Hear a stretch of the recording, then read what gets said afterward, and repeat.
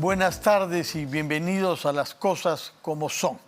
En el curso de este programa vamos a dar algunas veces quizá la palabra al canciller César Landa, que está hablando en el Congreso de la República, contestando en realidad a las 31 preguntas de un pliego interpelatorio que se le ha sometido en este momento. Está respondiendo a la 7ª pregunta. Las 16 primeras tienen que ver con el reconocimiento que ha hecho el Perú del restablecimiento de las relaciones diplomáticas con la República Árabe Saharaui, que es un tema contencioso con Marruecos, el vecino de esta entidad que existe en el oeste de África. Ese es un tema técnico, pero que ha tenido alguna relevancia y que ha dado lugar a la mitad de las preguntas del pliego al que viene sometiendo el canciller Landa. Como sabemos, una interpelación puede o no dar lugar a una moción de censura. No estamos todavía en eso. Por lo menos tiene que contestar, repito, preguntas principalmente sobre este tema, pero también sobre otro, como la posición del Perú frente a las Islas Malvinas, también sobre posiciones que se han adoptado respecto al conflicto en el Medio Oriente entre Israel y Palestina, así como la elaboración misma del discurso que el presidente Castillo pronunció hace unas semanas ante la Asamblea General de la ONU. Daremos cuenta en todo caso de cómo evoluciona esta interpelación.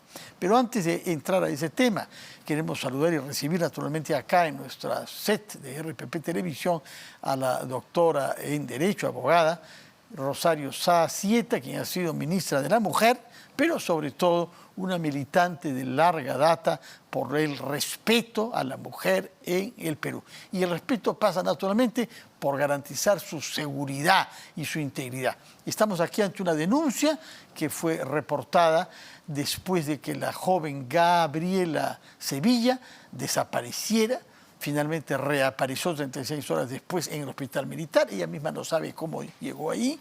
Y, sobre todo, afirma que, entre tanto, ella dio a luz, puesto que habría desaparecido cuando se desplazaba en un taxi que había tomado para ir a una clínica en el distrito de San Borja y dar a luz.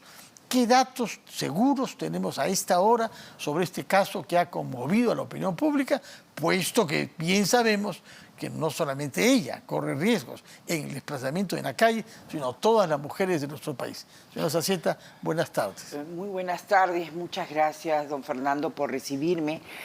No ha sido una buena noche. Yo estoy seguro que muchísimos peruanos y hombres y mujeres de buena voluntad no hemos dormido pensando y buscando alguna solución para este caso de Gabriela. En realidad, todo indicaba que podía haber sido víctima de trata de personas, de comercio de menores, de niños.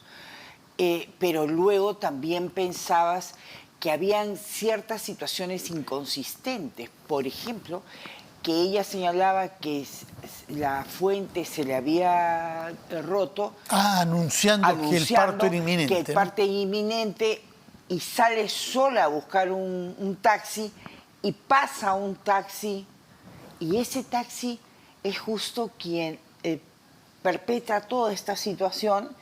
Es complicado de poder asimilarlo, porque yo sostengo que siempre en estos casos hay alguien del entorno que da el dato para efectos de perpetrar cualquier delito.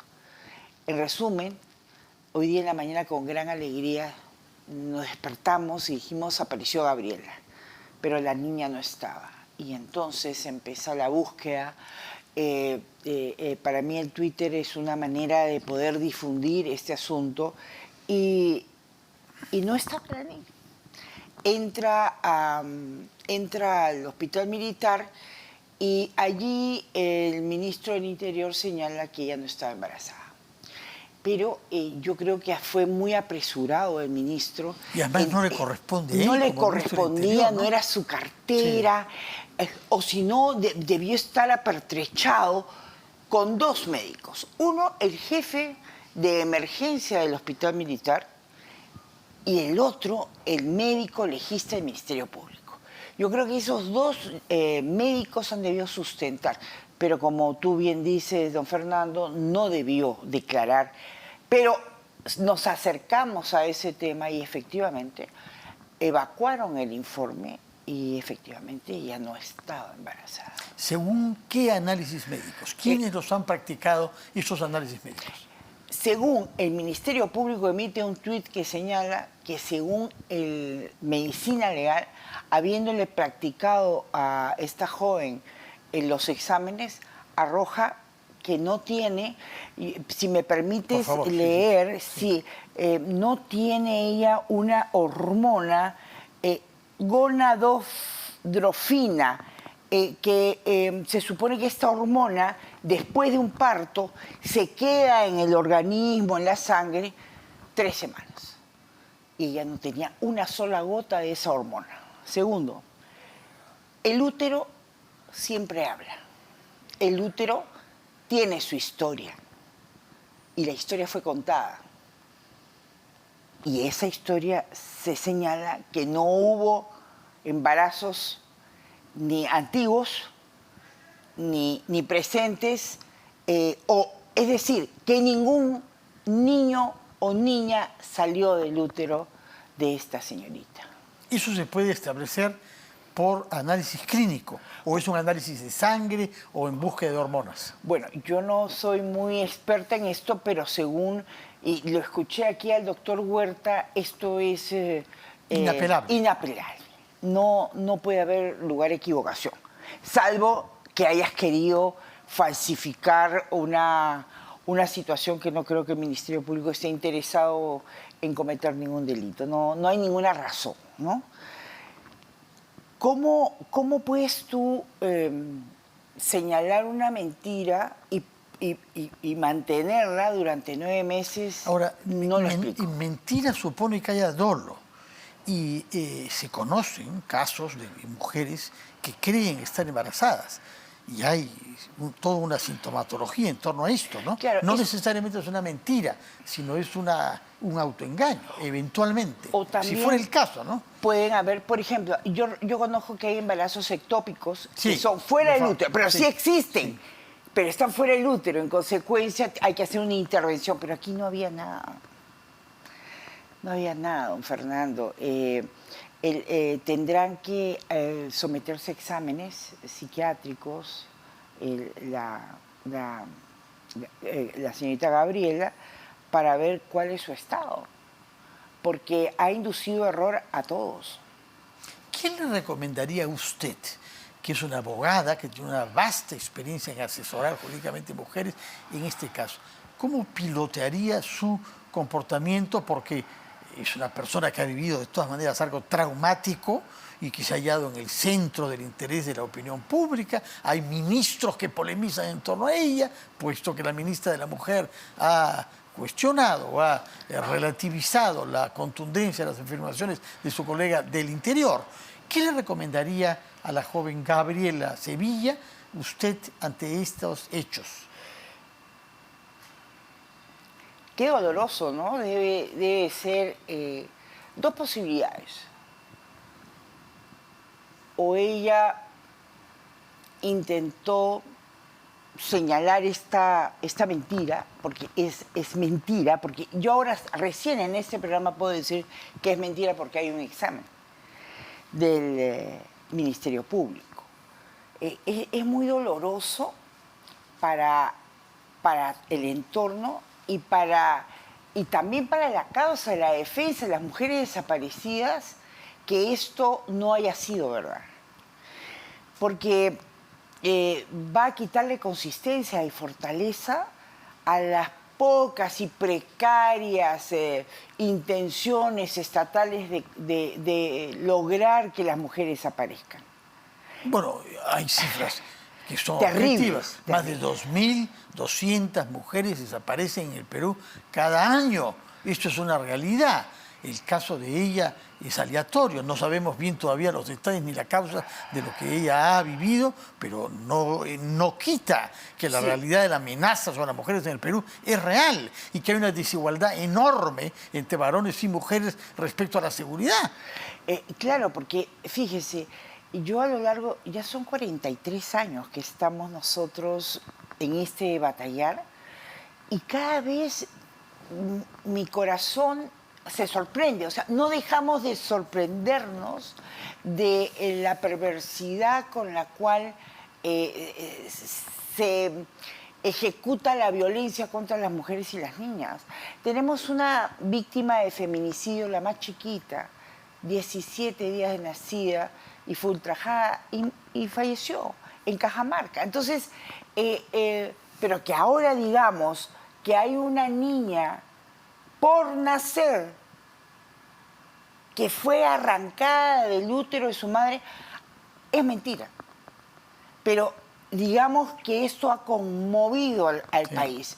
Y no perdamos la fuerza. O sea, esto fue mentira, esto no es verdad, porque la ciencia ha hablado, el útero ha hablado, pero no perdamos la fuerza. ¿Sabes cuál es mi miedo, Fernando? Por favor. Que hayan otros casos y que la gente Me ya imagino. no crea. Difícil, pues, no utilizar este caso, cualquiera sean las consecuencias finales de él, para desacreditar una verdad que saltan a los ojos. ¿Qué consecuencias legales habrían en este caso si se tratase de una mentira?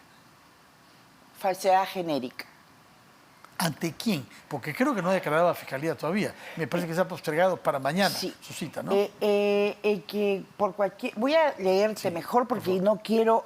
dice, que por cualquier otro modo que no esté especificado comete falsedad, simulando, suponiendo, alterando la verdad intencionalmente y con perjuicio de terceros por palabras, hechos o usurpando nombre, calidad o empleo que no le corresponde, suponiendo viva a una persona fallecida o que no ha existido, que es el caso. Y es Código Penal que está leyendo. Sí, artículo 438, tiene una pena que va de 2 a 4 años.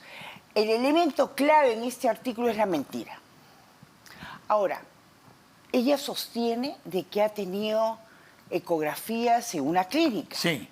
Y entonces yo me pregunto, ¿qué pasaría si la clínica señala o le señala a la autoridad competente de que no se registran atenciones, que no se Por lo registran pronto, lo que la consultas, clínica ha ecografías? hecho es ejercer su Derecho al silencio. derecho al silencio para justamente preservar la privacidad de la vida íntima de alguien y de la salud. Ninguno de nosotros quisiera que las cosas que consultamos a los médicos, lo que pueden averiguar de lo que nos pasa, Así es. esté ventilado, ¿no? Claro, eso es totalmente legal. Sí. Pero si el juez solicita a esta clínica, y la clínica va a tener que decir, señor, no hubo consultas, no hubo ecografía, ella nunca se acercó. Eso, porque usted me está preguntando las consecuencias, Sí, sí. sería falsificación de documento privado. Y entonces, porque tendría que haber documentos que ella haya sostenido, mire, aquí yo me fui acá, yo me fui allá, pero si es mentira.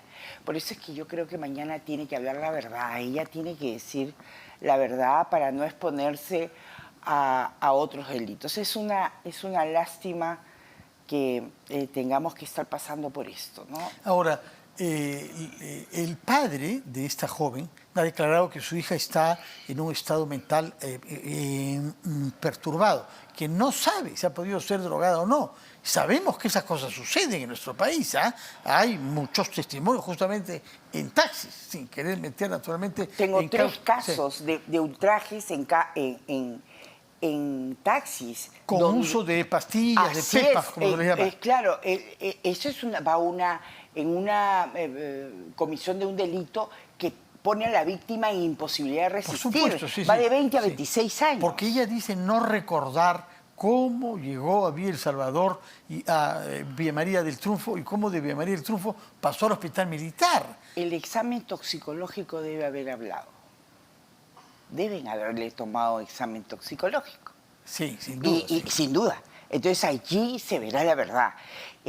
La verdad científica es una verdad que uno respeta.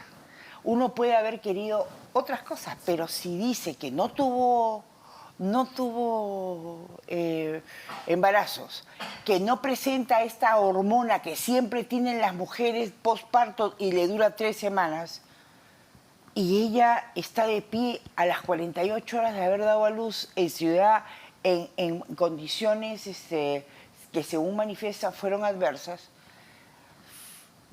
Por otra parte, hay el testimonio del padre y de su compañero sentimental. No sé si es casado o no, pero en fin, hay un señor que ha hablado en esa calidad. Del padre biológico de ella. Del padre de ella y del la pareja. presunto padre de la criatura, ¿no? Ajá. ¿Y qué obligaciones tienen ellos de hacer declaraciones sobre una pariente, sobre una llegada? ¿Cuál es el compromiso legal? Creo que podrían, digamos, decir y abstenerse, decir, no hablo porque es mi hija. Un padre no va a decir nada que... Claro, pero sí. la actitud del papá se le nota absolutamente transparente. Él dice, mi hija estaba embarazada, yo la he visto, hemos tenido, bueno, pero no estaba.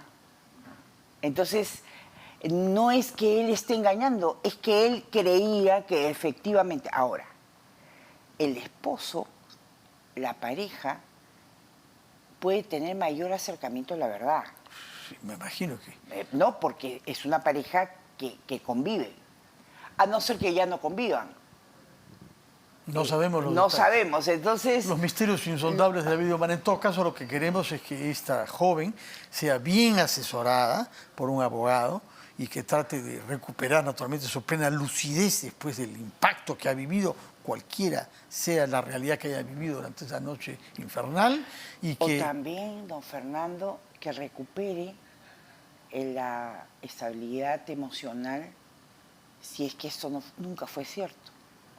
Bueno, y sobre todo, como ha dicho usted, que no sirva de pretexto en ningún caso lo que haya podido suceder acá para poner en duda el testimonio de las mujeres que se dicen agraviadas y son de una manera excesivamente numerosa, violentadas, violadas en el Perú y desaparecidas, más de 2.200 casos por año. Adolescentes, niñas, niños que son ultrajados, sometidos a comercio sexual, a tráfico de órganos. Esa es una realidad que nos está aplastando. Y yo les pido a las autoridades que sigamos teniendo fuerza, que el Ministerio de la Mujer no caiga en los brazos del Ministerio de la Mujer, que la ministra de la Mujer salga a la palestra, que el ministro de Defensa, frente a situaciones de violaciones en manada en el Pentagonito, no le escuchó una sola palabra a usted, señor ministro de Defensa. Tiene que poner a disposición del Ministerio Público a esos autores de esta violación grupal. No terminaba yo de ver el tema del Pentagonito, don Fernando, y salta en Huancayo una niña de 11 años. Sí, terrible. Y luego Tacna. Terrible. Entonces, hay que ponerle fuerza, no hay que bajar la guardia. El tema de fondo, por importante que sea aclarar los detalles del caso de Gabriela, acá hay un tema de fondo que es la impunidad que hay y la falta de esfuerzo de muchos funcionarios para abordar los temas que tienen que ver con el maltrato a las mujeres en nuestro Perú. Muchas gracias, Rosario Salceta, por su presencia en Las Cosas Como Son. Muy buenas noches. Muy buenas noches y le agradezco en el alma haber tocado este tema con la fineza que a usted le caracteriza. Muchas gracias. Gracias a usted. Muy buenas noches. Hacemos una pausa y retomamos Las Cosas Como Son.